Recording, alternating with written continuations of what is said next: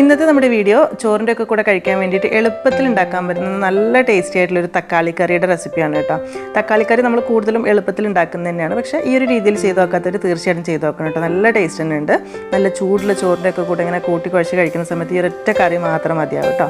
അപ്പോൾ നിങ്ങൾക്ക് ഇഷ്ടമായിട്ടുണ്ടെങ്കിൽ വീഡിയോ ഒന്ന് ലൈക്ക് ചെയ്യാനും ഷെയർ ചെയ്ത് സപ്പോർട്ട് ചെയ്യാനും മറക്കരുത്. അപ്പോൾ അതൊന്ന് കണ്ടു നോക്കിയാലോ.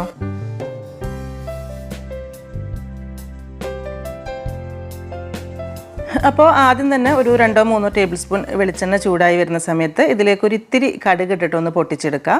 അത് പൊട്ടി വരുന്ന സമയത്ത് കുറച്ച് വെളുത്തുള്ളി, ഒരു 5 അല്ലി വെളുത്തുള്ളി ഞാൻ ജസ്റ്റ് ഒന്ന് നീളത്തിൽ മുറിച്ചെടുത്താണ്, അതിട്ട് കൊടുക്കുന്നുണ്ട്. പിന്നെ അതിൻ്റെ കൂടെ തന്നെ ഒരു 6-7 ചെറിയ ഉള്ളി എടുത്തിട്ട് ഇതുപോലെ ചെറുതായിട്ടൊന്ന് മുറിച്ചിട്ടുണ്ട്. ഒരുപാട് ചെറുതായിട്ടൊന്നുമില്ല, ജസ്റ്റ് ഒന്ന് കട്ട് ചെയ്തെടുത്തിട്ടേ ഉള്ളൂ. ചെറിയ ഉള്ളി കുറച്ചുകൂടെ വേണമെങ്കിൽ ഇത്തിരി കൂടി എടുക്കാം കേട്ടോ, കുഴപ്പമൊന്നുമില്ല. അപ്പോൾ അത് രണ്ടും കൂടെ ചേർത്തിട്ട് ഒന്നങ്ങ് വഴറ്റിയെടുക്കാം. പിന്നെ ഒരു 3 പച്ചമുളക് ഇട്ട് കൊടുക്കുന്നുണ്ട്. അതുപോലെ തന്നെ കുറച്ച് കറിവേപ്പിലയും ചേർത്ത് കൊടുത്തിട്ട് എല്ലാം കൂടെ ഒന്നങ്ങ് വഴറ്റിയെടുക്കാം കേട്ടോ. ഒരുപാട് ഇങ്ങനെ കളർ മാറി വരുമൊന്നും വേണ്ട, ഒന്നങ്ങ് മൂത്ത് കിട്ടിയാൽ മാത്രം മതി. എന്നിട്ടിനി തീ നന്നായിട്ട് കുറച്ച് വെച്ച ശേഷം വേണം മുളക് പൊടിയൊക്കെ ഇട്ട് കൊടുക്കാൻ. അപ്പോൾ ഒരു 1.5 ടേബിൾ സ്പൂൺ മുളക് പൊടി, 1 ടേബിൾ സ്പൂൺ ഉണക്കമുളക് ചതച്ചത്, പിന്നെ ഒരു 1/2 ടീസ്പൂണിൻ്റെ അടുത്ത് മഞ്ഞൾപ്പൊടി കൂടുതൽ വേണ്ട, അത്രയാണ് കേട്ടോ എടുത്തിട്ടുള്ളത്. അപ്പോൾ ഇതെല്ലാം കൂടെ ചേർത്തിട്ട് ഒന്ന് നന്നായിട്ടൊന്ന് മിക്സ് ആക്കി എടുക്കാം.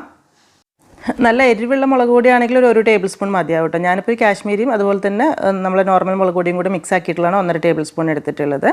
അപ്പോൾ ഇതുപോലെ മിക്സ് ആയി വരുമ്പോൾ നല്ലൊരു മണമൊക്കെ ഉണ്ടാവും. ഈ സമയത്ത് നമുക്കിതിലേക്ക് തക്കാളി ചേർത്ത് കൊടുക്കുക. അപ്പോൾ അത്യാവശ്യം വലിയ പഴുത്ത 3 തക്കാളിയാണ് എടുത്തിട്ടുള്ളത്. അത് ഇതുപോലെ ചെറുതായിട്ട് മുറിച്ചിട്ട് കൊടുത്തിട്ടുണ്ട്.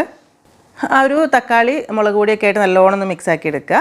എന്നിട്ട് ഇതിലേക്ക് ആവശ്യത്തിനുള്ള ഉപ്പ് ഇട്ട് കൊടുക്കുന്നുണ്ട്. ഇനി എല്ലാം കൂടെ നല്ലോണം മിക്സ് ആക്കിയിട്ട് നന്നായിട്ട് വഴറ്റിയെടുക്കണം. അതായത് ആ തക്കാളി നല്ലോണം വെന്ത് ഉടഞ്ഞ് വഴന്ന് ഇങ്ങനെ എണ്ണയൊക്കെ അത്യാവശ്യം തെളിഞ്ഞ് വരുന്നില്ല, ആ ഒരു സ്റ്റേജിലേക്ക് എത്തണം. ഇനി നമുക്ക് വേറെ ചേരുവകൾ ചേർക്കാനൊന്നുമില്ല. ഇതിങ്ങനെ ഒരു മീഡിയം ഫ്ലെയിമിൽ വെച്ചിട്ട് ഇടയ്ക്കിടയ്ക്ക് ഇങ്ങനെ വഴറ്റിയിട്ട് കൊടുത്ത് ഉടച്ച് സെറ്റാക്കി എടുത്താൽ മാത്രം മതി. തക്കാളി ഇതാ ഇപ്പോൾ അത്യാവശ്യമൊക്കെ വഴന്ന് വന്നിട്ടുണ്ട് കേട്ടോ. ഈ ഒരു സ്റ്റേജിൽ വേണമെങ്കിൽ നമുക്ക് കഴിക്കാം.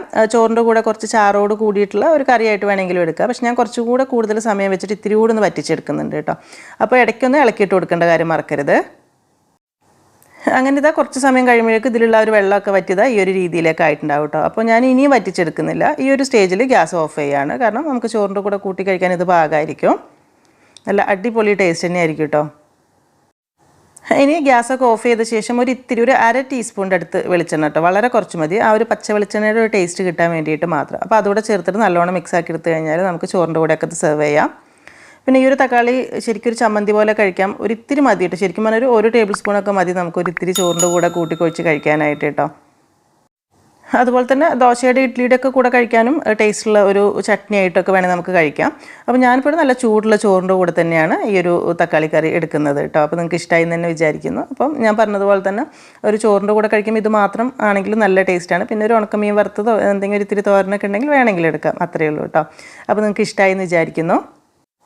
അതുപോലെ തന്നെ ഈ ഒരു കറി ഉണ്ടാക്കിയിട്ടുള്ള ഈ ഒരു ചട്ടിയിലേക്ക് കുറച്ച് ചൂടുള്ള ചോറിട്ടിട്ടെങ്കിൽ മിക്സാക്കി കഴിക്കാൻ നല്ല അടിപൊളി ടേസ്റ്റ് ആയിരിക്കും കേട്ടോ. അങ്ങനെ നമുക്ക് ട്രൈ ചെയ്ത് നോക്കാം. അപ്പോൾ നിങ്ങൾക്ക് വീഡിയോ കണ്ടിട്ട് ഇഷ്ടമായിട്ടുണ്ടെങ്കിൽ എന്തായാലും ഒന്ന് ലൈക്ക് ചെയ്യാനും ഷെയർ ചെയ്ത് സപ്പോർട്ട് ചെയ്യാനും കൂടെ മറക്കരുത്.